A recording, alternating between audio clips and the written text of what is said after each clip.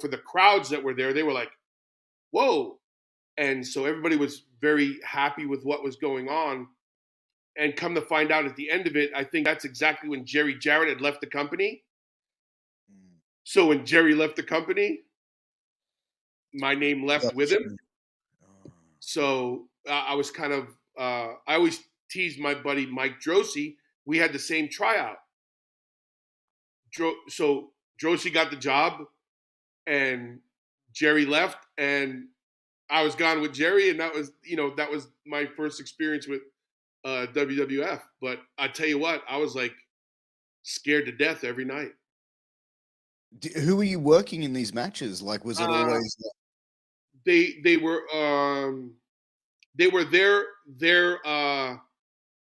I guess I hate this term, lack of a better term. They're enhancement guys they'd put in with other guys to see what they could do.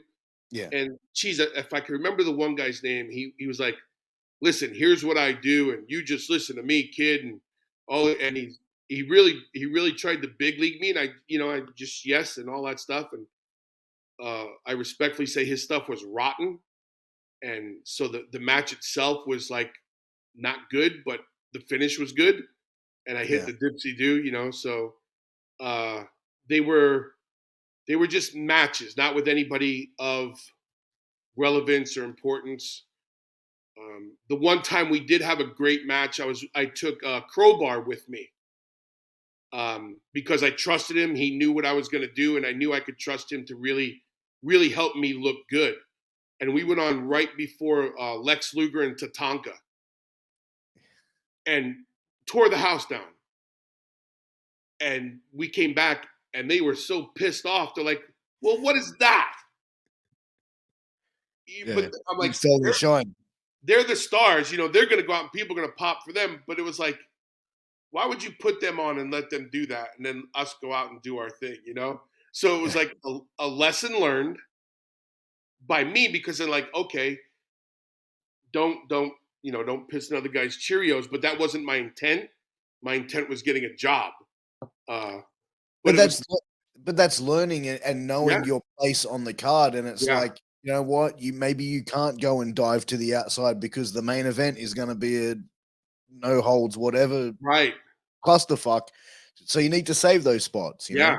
So it was really cool. I think both times I had the tryout experience with them was awesome.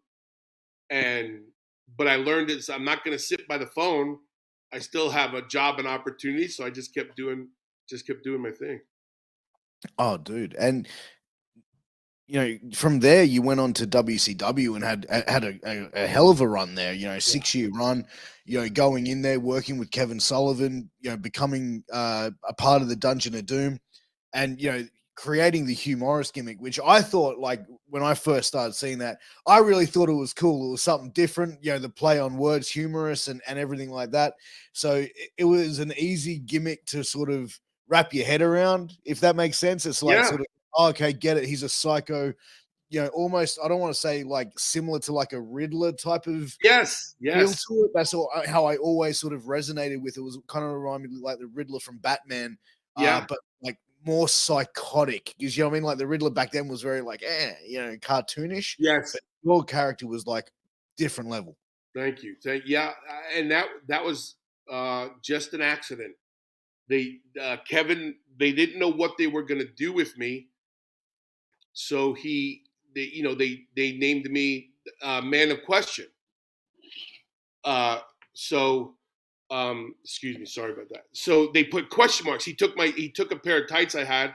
I sent them to him. They put question marks all over it, and they said, "Until we figure it out, you're the Man of Question." I went, "Okay."